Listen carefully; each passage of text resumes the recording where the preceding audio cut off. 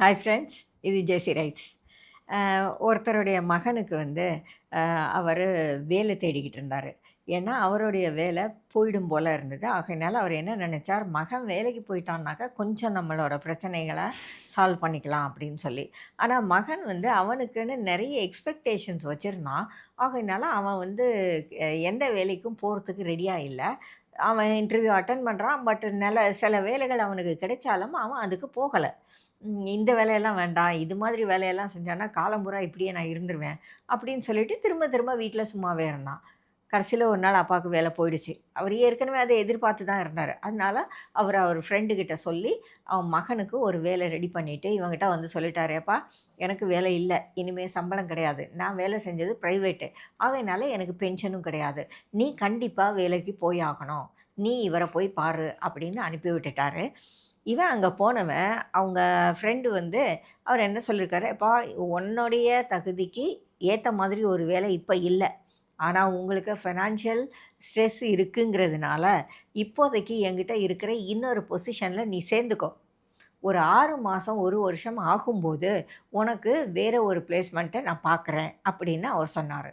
இத அவர் சொன்னதுக்கு ரீசன், தன்னுடைய ஃப்ரெண்டோட வீட்டுக்கு உதவி செய்யணும் அப்படிங்கிற காரணத்தால தான். ஆனா, இந்த பையன் அத புரிஞ்சுக்கல. புரிஞ்சுக்காம, அ அங்க சரின்னு சொல்லிட்டு வீட்ல வந்துட்டு அவங்க அப்பாகிட்ட சண்ட போட்டான். "இவரெல்லாம் உன் ஃப்ரெண்டா? எவ்வளோ படிச்சிருக்கேன் நானு. என்ன பார்த்து நீ இந்த மாரி ஒரு வேலைக்கு போன்னு சொல்றாரு. அவரு பையனா இருந்தா அப்படி அனுப்புவாரா? நான் இப்படி இந்த மாரி ஒரு வேலையில போய் இருக்கலாமா? எனக்கு இவ்வளோ சம்பளம் வரணும் தெரியுமா? நான் இப்பவே இத்துணூண்டு சம்பளத்துக்கு சேர்ந்தேன்னாக்கா, அதுக்கப்புறம் என்னைய யாராவது நிறைய சம்பளத்துக்கு வேலைக்கு எடுப்பாங்களா?" அப்படின்னு எல்லாம் பேசினான். அப்போ அப்பாவுக்கு ரொம்ப வருத்தம். என்னென்னமோ சொல்லி பார்த்தாரு, அவன் கேட்கவே இல்ல. ஆனா 6 மாசம் ஆகியும் அடுத்தாப்புல அவனுக்கு எங்கேயுமே வேலை கிடைக்கல. அப்பாவுக்கு வருமானம் இல்ல.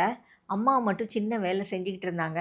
அத வச்சு வீட்ட ஓட்ட முடியாம தினம் தினம் வீட்ல சண்ட, பிரச்சனை. அப்போ அவன் யோசிச்சான், ஏதாவது ஒரு வேலையாவது இப்ப இருந்தா நல்லது அப்படின்னு சொல்லி, திரும்ப அவர்கிட்ட அப்பாவுடைய ஃப்ரெண்டு கிட்ட போய் கேட்டான். சார் நான் ரொம்ப தப்பு பண்ணிட்டேன். இப்ப எனக்கு கண்டிப்பா ஒரு வேலை வேண்டியிருக்கு. நீங்க என்ன வேலை குடுத்தாலும் நான் எடுத்துக்கிறேன்.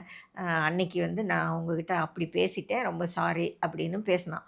ஆனா அவர் சொன்னாரு, "அந்த வேலைக்கு நான் வேற ஒரு பையன எடுத்துட்டேன்ப்பா. இப்ப என்கிட்ட வேக்கன்சியே இல்ல. வந்தா சொல்லி அனுப்புறேன்." அப்படின்னு சொல்லி அனுப்பி விட்டுட்டாரு. லைஃப்ல எப்பவுமே வாய்ப்புகள் வந்து நாம நெனைக்கிறப்பலாம் வந்துகிட்டே இருக்காது. அது வர்றப்ப நாம அத புடிச்சுக்க தான் வேணும். வாய்ப்புகள நம்ம தவற விட்டுட்டோம் அப்படின்னா, திரும்ப வாய்ப்பு வர்ற வரைக்கும் நம்ம காத்திருக்கணும். வாய்ப்பு வரும் அப்படிங்கிறதுக்கு எந்த கேரண்டியுமே கிடையாது இல்லையா? ஆகையினால நம்ம எதிர்பார்க்குற மாதிரி கிடைக்கல அப்படின்னாலும், ஏதோ ஒண்ணு இருக்கு. அத நம்ம புடிச்சுக்குவோம். அதிலே இருந்து கொஞ்சம் கொஞ்சமா லைஃப்ல முன்னேற முடியும். அப்படிங்கிற மாதிரி வாய்ப்புகள் கிடைக்குமா இருந்தா, கண்டிப்பா அத மிஸ் பண்ணாதீங்க. வீட்டில சும்மா இருக்கிறத விட, ஏதோ ஒரு வேலைய செஞ்சுக்கிட்டு இருக்கிறதும், கொஞ்சமா சம்பாதிக்கிறதும் ரொம்ப ரொம்ப பெட்டரான ஆப்ஷன். ஆகையினால, நான் நெனச்ச வேலை கிடைக்கிற வரைக்கும் சும்மா தான் இருப்பேன்னு தயவு செஞ்சு யாருமே நெனைக்காதீங்க.